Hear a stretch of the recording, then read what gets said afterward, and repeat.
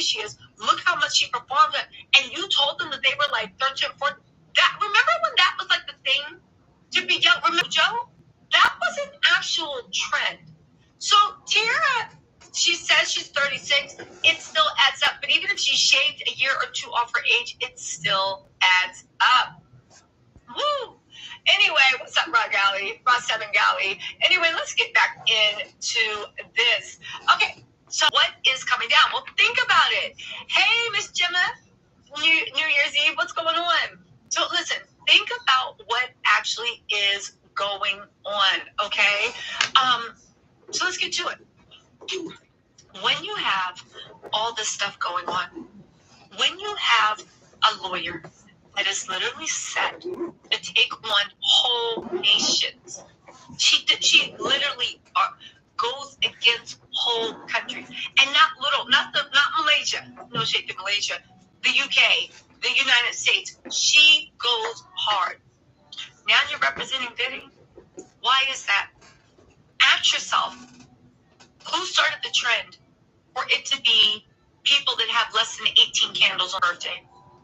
Ask yourself, who literally every person they touched seemed to develop heavy habits, from alcohol to everything else. Ask yourself how some of the brightest stars that were under their tutelage either. We all want our dishes to look as great as our food, so add finished jet.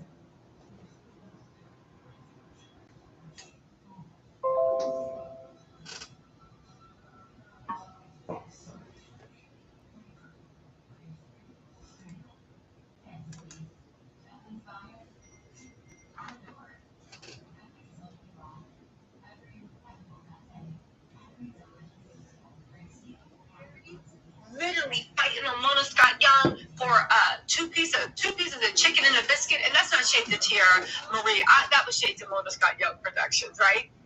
And then ask yourself, the people that didn't had to fight to the now to save their souls. Ask yourself how the people they picked as the next starlets seem nothing to be but a Ferris wheel, right? If you will, or an intake, if you will, to groom people to be what looked like passed around to producers and industry parties, and only the strong actually survived. And the thing is, that type of thinking is so ingrained, so disgusting, so inept. Ask yourself why that happened. Now let's get into the Diddy Tiara Marie thing, because the streets were saying now, and I'm just saying, I did report before anyone on Twitter, on the web, on the blogs. I actually broke this story, but y'all thought I was BSing, that Diddy had fired his lawyers and hired Ghislaine Maxwell, and I broke it 2 weeks before everybody else did, so y'all can't even say the dates over that. Ghislaine Maxwell and Sean Hawley. Okay, fine, we're there. So let's get into why he has Bobby Steinem, the same lawyer as Osama bin Laden's people, why he hired them. Because you guys, this is actually spreading internationally. As much as what he did in the U.S. is cause to make anybody cry, you have to think, Diddy's home away from home, it seems like it's the UK. Diddy loved being on a yacht. Diddy loved doing things on the yacht. Ask yourself, what is the odds that when he was on these yacht getaways, mind you, when you're on yachts, the same thing when you're on islands, sometimes they are international waters, which means just like Jeffrey Epelator, I don't want to get demonetized, just like Jeffrey Epstein knew. And this is one of the reasons why he had Epstein Island. Not because he loved the tropical paradise, because maybe he loved that mansion in New York too. It's because when certain things happen, it's very, very hard to get a prosecution, because what country's laws apply to you? What country's laws? Again, just like things that occur in the air, the things that occur at sea, the things that occur at sea are not, and I repeat, are not subject to certain laws of certain lands, such as, I don't know, maybe guidelines for statutory rape, maybe the guidelines for the age of consent, maybe the guidelines for all that. You think about how much money Diddy spent on getting yachts floating out in the middle of nowhere. But ask yourself why he did that. Ask yourself when he did stuff like renting private islands out for people's birthdays. Ask yourself why he would do that. And maybe you saw 1 or 2 Instagram posts and then that was it. Ask yourself why that happened. And then ask yourself why a lawyer that literally takes on the United States, the UK government, and many international trafficking and, well, I don't think he's involved with terror, but very trafficking, human trafficking cases. Ask yourself why Diddy dropped everything, every lawyer, didn't care how it looked like in public, and now he's on top of that. You guys, the streets are saying that whatever Diddy was into, right, he claims he's innocent. So let's just say his plain patty cake, right, his white non-polished patty cake. Whatever he was into in the U.S., he also did it in the UK. He also did it in Italy. He also did it off the south of France. See, here's the thing, right? When Diddy was popping, and when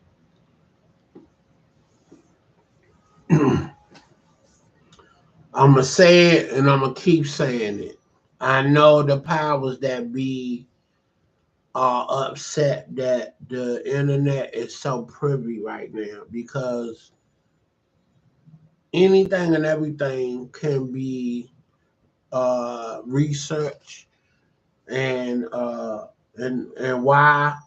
Because now whistleblowers don't have to talk to somebody directly. They could put all the information on the internet and it's exposed, you know. And that's with anything across the board. Now you had people that have been used and abused in entertainment or in any industry, you know, they had no place to go to tell their story other than to personal friends and family members. Now they can come and be bold and come right on somebody's platform and tell their whole story, you know. And I'm sure people that's being accused of horrific actions that they have been committing, you know, you're gonna be outed, and it's not gonna be a good look for these individuals. But yeah, so I'm you know, the internet is a curse and a gift. The gift is you gonna be very much enlightened, and and what's foul about it is that anybody that's been foul will be fouled out. Did you get it? Not found out, but fouled out.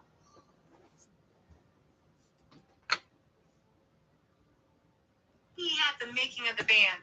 And we're going to get into LA Reid's butt too. When they were popping, that was the rise of the reality TV making of the band, basically. They actually made a whole genre. That was the rise of where I can make you famous by snapping my fingers.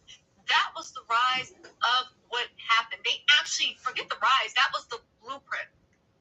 As much as when everybody saw Diddy, LA Reid, Russell Simmons back then, they were stopping in the elevators, talking about some, ooh, yes, right?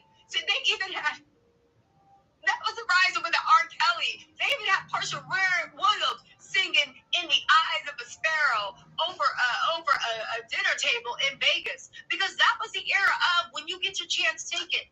And if you can get the attention of one of these guys, baby, they can not just change your life. They can give you everything you ever needed. They can wrap you in a warm hug, and baby, you can change your whole family situation. Do you think that was only something that we saw in America? Do you not think that Bad Boy and all those artists overseas were not looked at as truly the epitome of the American dream? Do you not believe that when he was off the coast of Corsica, when he was floating in the Southeast, do you not believe that when he saw beautiful young women that didn't have, right? Amen. that didn't have American passports. Do you believe that that stopped? Or do you believe he felt emboldened? Do you believe he felt even more because, baby, I don't got to worry about the paparazzi being outside the studio this time. I don't got to worry about this. I don't got to worry about that. Do you think that happened? Now, ask yourself, why does he have Bobby Sternholm? It goes down in the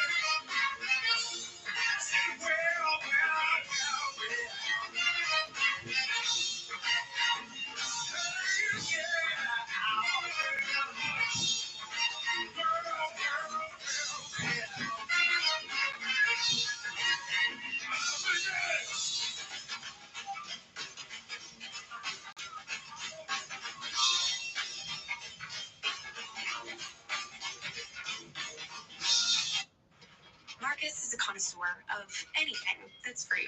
So he was happy to read the disclaimer on TurboTax Free Edition. Roughly 37% of taxpayers qualify. Form 1040 and limited credits only. See how at turbotax.com. That's me!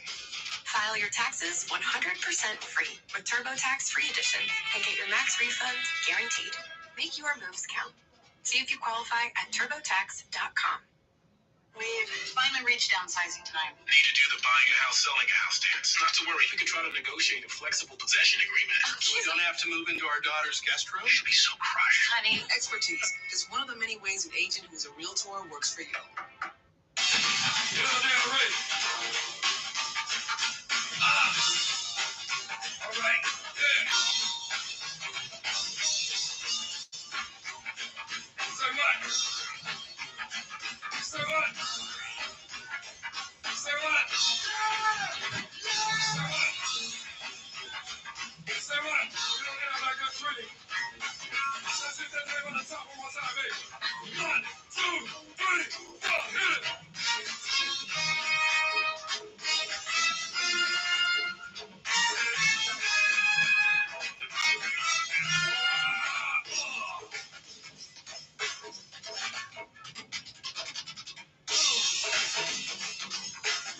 Let's see if we can get that home together right quickly.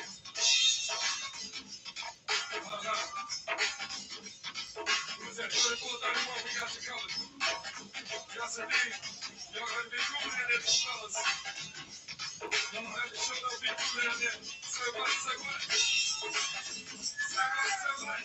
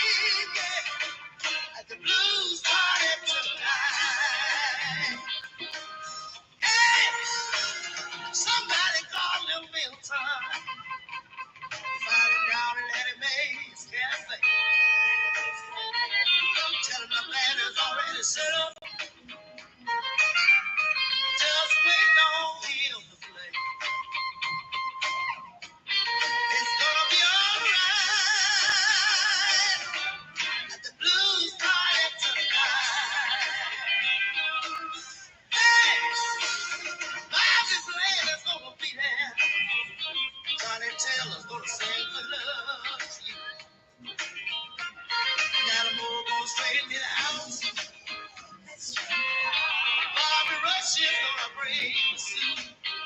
It's gonna be alright. The blues party tonight. Somebody ought to help me sing it. The blues party tonight. Come on, y'all. The blues party tonight. It's gonna be a blues party tonight. Come on. Blues party tonight. It's gonna be alright. Blues party tonight. Coco is gonna fit your way, that dude. Shirley Brown's gonna turn it out. Lynn White's gonna shake that booty. So listen, you know you can't leave the leaves. It's gonna be alright. Blues party tonight. Somebody ought to help me sing. Come on, say blues party tonight. Everybody say blues party tonight. It's gonna be a blues party tonight. Come on, y'all. Say blues party tonight. It's gonna be alright. Blues party tonight.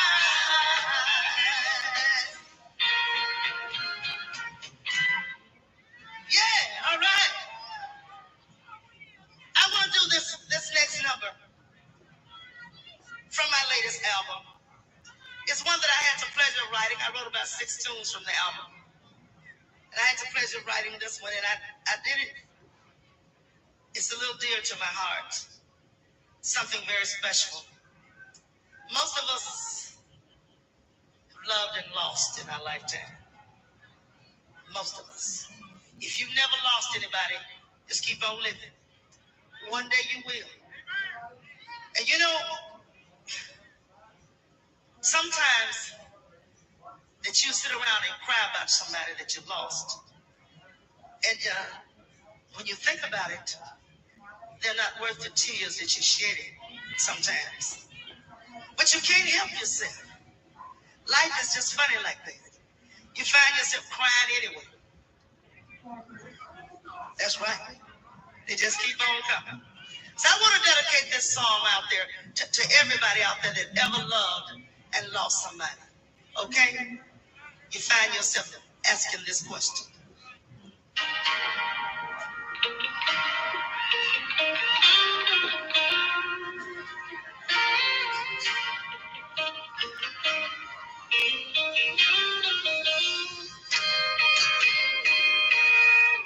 You know, folk,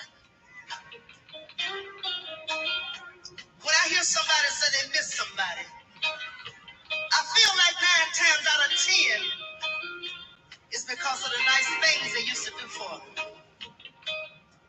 You know what I'm talking about? The kind of things that when you think about it, a smile will come across your face. Make you want to reach out and hold them in your arms one more time. But you know what? Life can play some real serious, funny tricks on you sometimes.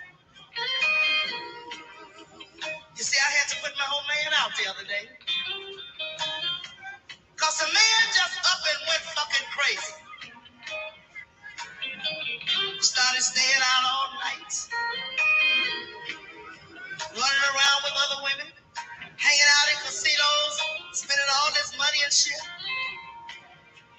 One day I woke up and I said, listen, you get the fuck out. Because I don't need nobody to help me do bad. I can do bad by my goddamn self.